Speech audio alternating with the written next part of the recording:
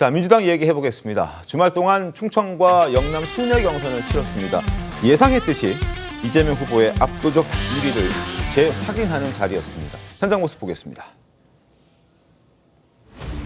저 김동연은 할 수 있습니다. 해내겠습니다. 저 김동연이 민주당의 최동원이 되겠습니다. 영남의 아들 김경수 강원 동지 여러분께 힘차게 인사드리겠습니다. 안동이 낳고 길러주신 영남의 큰아들 더불어민주당 대통령 경선 후보 이재명입니다. 영남권 최종 집계 결과를 기호순으로 발표하겠습니다. 기호 1번 이재명 후보 득표수 66,526표, 득표율 90.81%입니다. 자, 영상 보신 것처럼 상대 후보를 압도했습니다. 화면 함께 보겠습니다. 어대명 아닌 구대명이란 얘기가 나오고 있습니다. 90% 가까이 득표를 했으니까 구대명이란 얘기가 나오고 있는데 이재명 후보 충청에서 88.15, 영남에서 90.81, 그래서 누적 득표율은 89.56입니다. 다른 후보들 다 합쳐도 10% 살짝 넘습니다. 그래서 압도했다, 압도적이다, 뭐 그냥 다 꺾었다, 뭐 이런 표현들이 등장을 하는데, 그래서 조선일보는 오늘 일면에 득표율 89% 쇼크라는 단어까지 썼더라고요. 장은재 변호사는 어떻게 보셨습니까? 글쎄요, 뭐 어떤 분들은 쇼크라고 보실 수도 있겠지만 사실 민주당 내부에서는 어느 정도 예견된 결과가 아니었나라는 생각됩니다. 또 많은 분들이 이재명 후보가 압도적으로 1위를 하지 않을까라는 예상이 그동안 계속 있어 왔고, 그렇기 때문에 사실상 2위 경쟁이고, 그리고 2, 3위 후보들이 어느 정도의 득표율과 어느 정도의 영향력 있는 모습을 보여주느냐, 이런 부분도 또 하나의 관전 포인트가 됐던 것도 분명합니다. 근데 사실 민주당 입장에서는 이번 조기 대선에 관련된 경선 부분에서는 특히나 안정적인 부분을 국민들께 보여드리는 것, 이것을 굉장히 중점적으로 생각하고 있습니다. 아시다시피 윤석열 전 대통령의 불법 비상계엄 이후에 탄핵 정국 상황에서 국민들께서 많이 불확실성 속에서 불안해하셨고, 관련돼서 우리 경제 상황도 어려워진 바가 있습니다. 네. 따라서 이제 조기 대선 후에 새롭게 들어오는 정부는 어떻게 하면 국민들을 통합시키고 우리나라를 안정시킬 것인가, 이런 부분들이 중요하기 때문에 민주당 입장에서는 경선 과정에서부터 좀 안정적인 모습들, 그리고 수권 정당으로서 집권을 하게 된다라고 한다면 안정적으로 정부를 이끌어갈 수 있다라는 부분들을 국민들께 보여드리고 싶어하는 그런 모습들도 있었기 때문에 사실상 이재명 후보가 압도하고 이재명 후보에게 뭐 주도적으로 되는 경선인 것은 맞겠지만, 네. 그래도 이런 모습 속에서 국민들께 예측 가능성을 부여하고, 그리고 이재명 후보나 민주당 후보들이 보여주고자 하는 정책과 안정성 있는 그런 모습들은 국민들께 보여드릴 수는 있을 것 같습니다. 안정적인 모습을 보여줘야 한다. 그런 차원에서 지금 이런 행보를 하고 있다. 사실 진짜 그렇습니다. 공개 행보를 거의 하지 않고 있죠. 대선 기간에 그 흔한 지면 인터뷰도 거의 보기가 힘듭니다. 여러 공세에도 사실상 무대응으로 일관하고 있는데, 구자민 변호사님, 이런 부분들은 좀 어떻게 좀 보셨습니까? 그러니까 본인의 리스크는 자신이다라고 인지를 하고 있는 것으로 보이고, 이재명 대표는 여태까지 사법 리스크도 본인의 입에서 시작된 것들이 대부분이었어요. 네.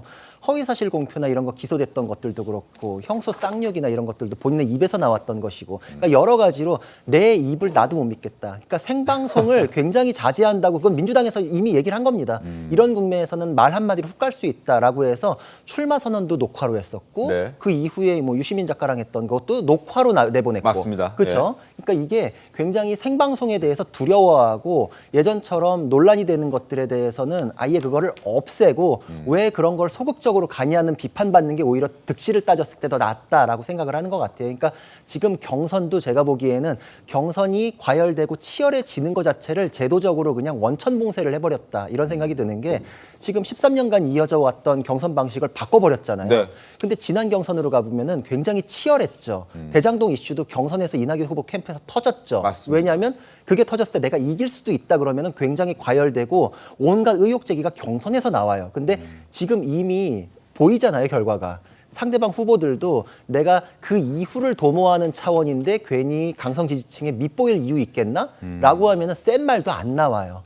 의혹 제기하기 쉽지 않죠. 그러니까 이재명 대표는 이미 눌러서 꺾어놓고 나왔다. 근데 지금 민주당이 그걸 포장하는 게 안정감? 안정감이라는 거는 자유와 창의 안에서 서로 다른 이견들을 통합하는 정치력을 통해서 화합을 이끌어내고 그걸 인정받았을 때 아, 저 사람 화합 이끌어낼 사람이구나 인정받는 거잖아요. 저는 이런 것들이 장기적으로는 민주당에 굉장한 마이너스가 될 것이고 흥행도 안 될 뿐만 아니라 국민들께도 룰 세팅부터 저렇게 해가지고 아예 꺾어가지고 한 것을 민주주의라고 할 수 있나? 라는 얘기를 할 것 같아요. 예전에 제가 배구를 좋아하는데 어떤 팀이 창단할 때 스타 선수들을 싹 모아가지고 창단을 했을 때 이거 앞으로 독식할 거다. 그런데 그 팀이 진짜로 한 5년 이상 우승을 독식을 하니까 배구 인기가 떨어져 버렸었어요. 아하. 그러니까 이제 민주당도 마찬가지다. 지난번에 비명계 학살 공천 그때 뭐 박용진 같은 사람도 공천 걱정 없는 뭐 이런 얘기 막 하시다가 학살돼 버리고 지금 감히 대적하기 어렵고 국회의장마저도 자신의 의견을 팍 꺾어버리잖아요. 네. 당내에서 누가 이재명 대표에게 거스른 얘기나 꺼낼 수 있겠습니까? 이 안정감이라고 포장된 거는 사실상 그 자유로운 발언들이 억압됐다. 저는 그렇게 생각합니다. 알겠습니다. 그래서 이제 TV 토론회도 사실 2번만 하려다가 인터넷 매체까지 포함해서 이제 한 차례 더 늘린 것으로 일단 확인은 되는데 또 하나 특징이 있습니다. 이재명 후보의 이번 경선 과정에서의 특징, 바로 문재인 전 대통령을 철저하게 배제하고 있다는 겁니다. 싱크탱크 출범 영상에서도 문 전 대통령은 빠져 있었습니다. 자, 김대중, 노무현, 다른 대통령은 다 지금 같이 이름을 거론하고 이렇게 홍보에 활용을 하면서 최병훈 위원님, 왜 문재인 전 대통령은 쏙 빼버렸을까요? 그건 아마 그 역대 대통령들에 대한 국민적 평가 뭐 이런 거를 감안한 일종의 선거 전략이라고 봅니다. 네. 이재명 그 후보 측에서 보면 김대중 전 대통령이나 노무현 전 대통령에 대한 국민적 평가가 제법 높다고 보여지고요. 네. 더군다나 지금 문재인 전 대통령은 바로 얼마 전에 문재인 전 대통령이 그 정권 교체를 그 당한 거 아니겠습니까? 네. 그러다 보니까 지금 현재까지도 이 친문 세력들에 대한 국민적 평가는 별로 좋지 않고 본인도 그 지난 그 총선 과정에서 친문 세력의 상당수를 사실은 뭐 비명 행사 뭐 이런 언론의 표현대로 네. 이제 배제해 놓은 상태였기 때문에 지금 여기서 문재인 전 대통령 이름을 다시 꺼낸 것이 본인의 득표 전략에 전혀 도움이 안 된다. 그런 차원에서 이제 그 다른 두 민주당 출신 전직 대통령과 차별화를 지금 꾀하고 있는 거죠. 네. 저는 이재명 후보 측 입장에서 보면 예. 아, 저런 전략이 뭐 비록 친문 세력들의 반발을 사기는 하겠지만 그것이 이번 대선에서 별다른 변수가 되지 않는다는 전제로 본다면 네. 뭐 이재명 후보 측에서는 아마 나름 굉장히 효과적인 전략이다 이렇게 생각을 합니다. 알겠습니다. 자, 김경수, 김동연 두 후보들 얘기도 잠깐 짚어보겠습니다. 앞서 말씀드렸듯이 두 사람의 지지율 득표율을 합하면 10.44%입니다. 지지율 확보에 비상이 걸렸죠. 아무리 이재명 후보가 압도적으로 한다 하더라도 그래도 김동연, 김경수인데 이렇게밖에 득표를 못할까라는 비상이 걸린 겁니다. 목소리 한번 들어보겠습니다. 당선이 되신다면 대선 이후에 대통령 직무를 어디서 시작하실 것인지.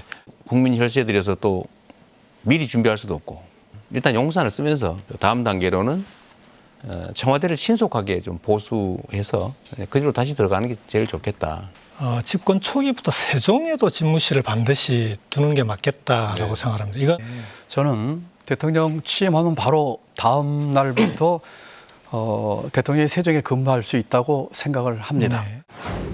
저는 표를 의식한 포퓰리즘적 감세 경쟁이 좀 벌어지고 있다는 것에 대해서 여러 차례 비판적인 시각을 드러냈습니다. 감세 공약을 남발하고 있는 듯한 그런 인상을 지울 수가 없습니다. 정부의 부담을 민간에 떠넘기는 증세를 추진하는 것은 그렇게 바람직해 보이지 않습니다. 방금 이재명 후보께서 말씀하신 조세 재정이나 재정 조정만으로는 지금 필요한 재정을 확보하기 어렵다고 보고. 네, 알겠습니다. 자, 이재명 후보가 거의 89%에 가까운 득표율이고 두 사람은 5%씩입니다. 89.56 대 5.17, 5.27 합해도 10.44%. 그러니까 이제 압도적이었다. 뭐 이런 표현들이 등장을 하는 건데 저걸 보면서 민주당 일각에서 정은혜 의원님 비명계 세력이 사실상 소멸됐다.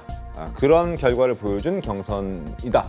그런 결과다라고 얘기를 하고 있고 그리고 저렇게 나왔다면 앞으로 뭔가 후위를 도모할 때도 생각보다 김경수, 김동연 생각보다 뭐 별로 힘이 없더라. 뭐 영남에 가서도 그렇고 충청 가서도 그렇고 좀 영향력이 없대. 이런 평가를 받을 수도 있는 건 아닌가요? 네, 저는 그렇지 않다고 봅니다. 그렇지 과거에 않나요? 제가 미국 유학을 준비할 때 토플 시험을 본 적이 있었는데요. 이제 보통 100점이 넘어야 이제 뭐 이렇게 아이비리그에 지원을 할 수가 있는데 어떤 친구는 한 달 공부하고 100점이 나오기도 하고요. 어떤 네. 친구는 2년을 공부해도 100점이 안 나옵니다. 근데 그 차이는 어디서 나오냐면 과거에 영어 공부를 했느냐 안 했느냐로 판단이 당했죠. 이미 영어 공부를 잘하는 학생은 한 달을 공부해서 100점이 나오는데 과거에 영어와 접하지 못했던 학생은 또 그만큼의 공부 시간이 필요합니다. 저는 이번 경선 과정도 마찬가지라고 보여지는데요. 그 이재명 당대표 후보는 과거에 많은 선거에서의 경험이 축적되어 있습니다. 당대표 선거 과거에 3년 전에 50% 이상 지지율이 나왔고요. 대선 후보 경선에서 그리고 당대표 선거에서 초반에 70%대, 두 번째는 80%대가 나왔고 이번에 90%대의 지지율을 보여주고 있습니다. 그 말은 이재명 후보가 그 선거 과정을 지나면서 계속 후보자로서 국민들에게 신뢰감을 쌓아주고 또 경력으로서 뭔가 믿을 수 있는 사람이다, 실력이 있다, 위기 속에 대안이 되는 사람이다라는 것을 당원과 국민 여러분들께 어필이 되고 있었고 그것이 검증되는 과정이었다라고 보여집니다. 나머지 두 후보님들도 아마 이번 과정을 통해서 본인의 정책과 비전을 널리 알리고 어떤 경쟁적인 구도나 적이 아닌 앞으로의 민주당의 소중한 자산으로서 다음과 다다음을 이어갈 수 있는 그런 능력을 보여주실 수 있는 저는 좋은 기회라고 생각합니다. 그렇군요. 저는 근데 그거에 대해서 반론이 있는 게 네. 공부하듯이 실력이 차곡차곡 쌓이는 게 정치면 그 20년, 30년 그냥 하죠. 그렇죠. 30년 정도 한 사람 중에서 그냥 대통령 뽑죠 뭐. 그렇게 안 되잖아요. 정치는 또 기세 싸움이기도 하고 예전에 반짝였던 사람 순식간에 없어지고 이런 거 많이 봤잖아요. 근데 지금 저 김동연 지사나 김경수 전 지사나 이렇게 보면은 후위를 도모하기 위한 차원이 분명히 있거든요. 네. 근데 후위를 도모하기엔 너무 미약한 득표다라는 거는 앞으로 당 내에서는 친명계 아니면은 설 자리가 없다는 강력한 사인이 될 수 있고 이게 지금 룰 세팅부터 이재명 대표 측 친명계에서는 이런 걸 생각했던 게 아닌가. 대통령이 되더라도 당 자체가 일사불란하게 움직이는 거. 혹시나 대통령이 떨어지더라도 다음 지선 그 이후의 선거까지도 친명계가 당을 장악하기 위한 포석 이럴 수 있거든요. 다음번 당권과 관련해서 김경수, 김동연의 영향력은 처음 출마할 때 그분들이 그렸던 그림에 비해서는 굉장히 기대치를 밑돌게 되고 그분들이 자포자기하게 되는 거 아닌가. 그분들을 지지하는 세력마저도. 그리고 또 그게 친명계에서 원했던 그림 아닌가 이런 생각이 지울 수가 없습니다. 알겠습니다. 정치적 또 지형이 달라지면 또 그게 달라질 수도 있겠지만 어쨌든 적어도 이번 경선 과정을 거치면서 두 사람이 받는 득표율이 너무 저조하기 때문에 상대적으로 이거 다음 후위를 도모할 수 있을까라는 그런 우려의 목소리도 나오는 게 사실이라는 점 다시 한번 말씀드립니다.